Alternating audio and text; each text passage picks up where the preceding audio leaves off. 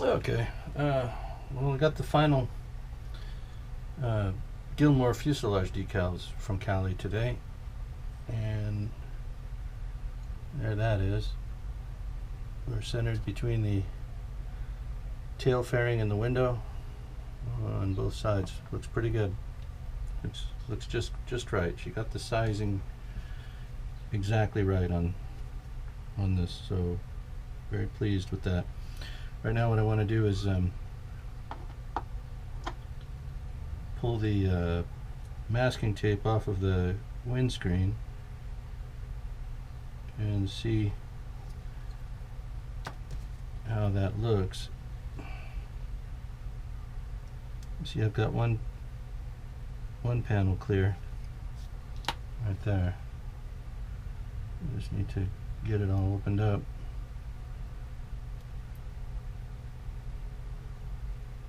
Yeah, I just got a little bit of a deal there. I can fix that in post-production. We'll touch up along the top edge there. You see that? We sort of lost our line there for a second. I can carefully replace that. Yep, same here. A little bit there. So we got a little touch up to do on the windscreen. I needed to see it. I guess I left those two pieces just a little bit long is what happened. And the paint didn't have enough material to bite onto. But there's our windscreen, minus the two spots that I'll need to clean up. But that came out pretty good. I've got tan. The first coat I put down was the tan, so that'll show through on the inside of the windscreen, and then it's the racing white on the outside. So you see that's about how she's gonna fit, just like that. So I just need to get some white glue going and patiently hold that in place, and then we'll come back later and just rub a little bit of white glue across the top, or I'm sorry, white paint across the top. I think I have enough left. Jeez, I hope I do. If not, it won't be the end of the world. We can always buy more. And so what I want to do here is, I don't want to apply this directly. I want to use a brush.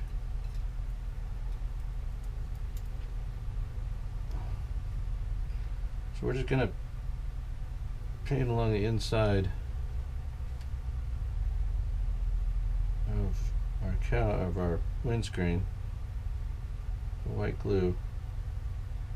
Make sure we get plenty of it right along the edge, as well as kind of a bead along the inside, which will hopefully run down to the gap and fill it.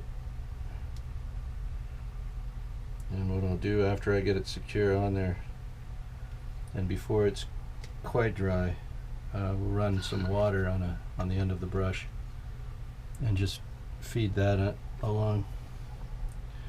So we just want to be back about here and centered on the airplane and raked backward just enough. And then the glue should do the rest, I'm hoping. I don't want to be touching the airplane much. Let's see if that's square. Yeah, that's about how we want it.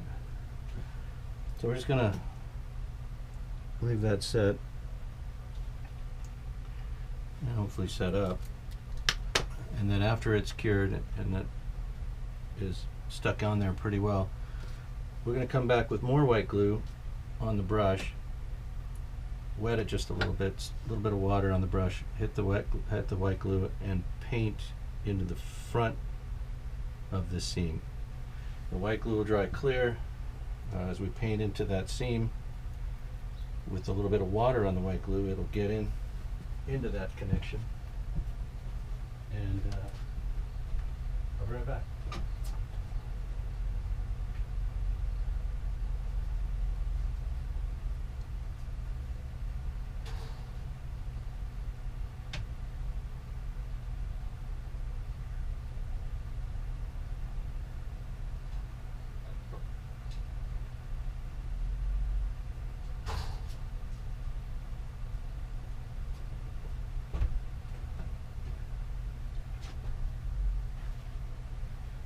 yeah, that looks pretty good. Nice clean windscreen. Just that little bit of touch up along the top, and you know, I might even just leave it because it kind of looks all right, as if maybe the paint had well, I don't know, kind of worn off there a little bit on the top of the windscreen. So now with just a little bit of wet white glue, we're just going to paint that seam. Kind of a white glue and water, just so it can fill. And while you can see it now, maybe a little more than I'd like you to, as it dries, it'll just disappear entirely. This white glue will just blend right into the paint, blend right into the surface, and then white glue is noticeably transparent.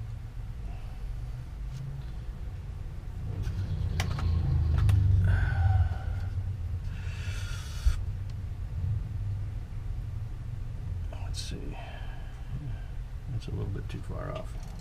Let's do this. There we go. Trying to get a steady hand. It's good to use something to brace your hands with. You know, when somebody says, oh, you know, I don't have a steady hand, well, 9 times out of 10 it's just technique. Comes down to what you know how to do, what you've learned how to do.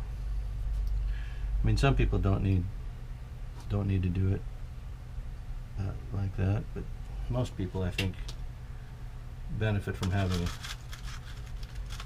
a way to brace their hands when they're doing fine brushwork. I just want to come and get that with the Q-tip just a little bit. I don't want any chunks there. Obviously, the glue will settle, but I want it to settle flat, not with any raised residue, anything piled up or standing up out here. See that? So that's going to cure up real nice, I think. And then as a last resort, you know what I'll do, or last touch, we'll just put a small amount of super glue on a pin and just paint the seam along the outside with super glue on it, on the head of a pin, and we just want to be in the seam. And the reason for that is the white glue will hold pretty well.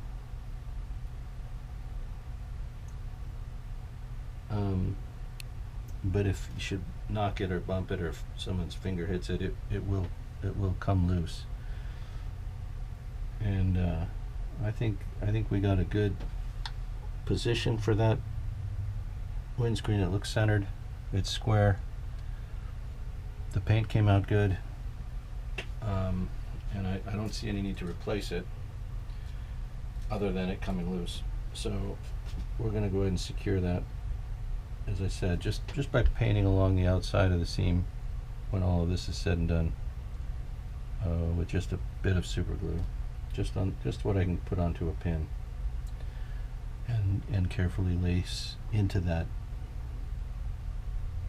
Now, I don't know that there will be a seam. This is looking pretty good.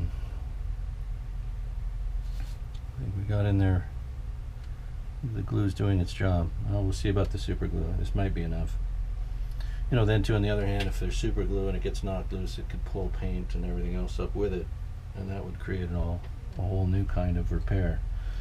Whereas if it's just white glue and it gets knocked loose, it's just a matter of pulling the white glue up with probably isopropyl alcohol, and then wiping it all off and then starting over, which, I mean, that's probably a lesser of two evils, so maybe we'll leave the super glue out of this one. Anyway, I just wanted to put the windscreen on. We've got our final top coat of clear after I set the decals. We just sprayed it with the clear. That allowed me to put the windscreen on. So the fuselage is completely done. As you see this, I have to do the cowl when that decal comes. The wing has been completely sprayed. I'm going to fix the wing onto the airplane. It won't have anything, any ill effect on me fitting the cowling. The cowling is completely separate, not over the nose. So when it comes time for the cowling, once we get that decal on, we'll put a clear overcoat on it, and then we can either display the airplane with the uncowled engine, or we can pull this off and stick the cowling on. At any rate, the fuselage and the wing are done, so now the wing can go onto the airplane. So as soon as it's dry, I just did overspray it now again with clear, so it's got another clear coat on it. As I said, this has a clear coat on it and is drying. And looks like just a little bit of dust. I did wipe it down, but you know, that's always the thing. And the more coats of clear you put on, the more chance you have to trap debris. Even when you wipe them down, sometimes debris comes off of the cloth. It just depends on the day. Some days are better than others, but it's such fine. It's such a minimal thing. I'm not concerned. So let's check this wing. I sprayed it about a half hour ago. Yeah, it's still just a bit tacky. Sure came out clean. And I got the landing lights onto it. I don't know if you can see that one and that one. So there'll be final images. Obviously, we'll do the walk around when it's all done, and you'll be able to see the baby pictures, the final images of the completed airplane. It's coming. It's pretty close now. Very close. We're getting there. I'll turn this back on once I have the wing mounted, and then when the decals come in for the cowling, we'll lay those on the camera. If it works out, that'll be great. If it doesn't, the airplane can stay like this with the engine open. I'm not desperate for the cowling to work. I just want it to. I'm hopeful it will. It looked really nice when I had the gold laid over that red. It was just they were misaligned, and that was a failure. So we had to peel that off. But the red, gold, and black, it sure looks pretty. So we'll get to that when I get the replacement decals. We'll do that on camera later.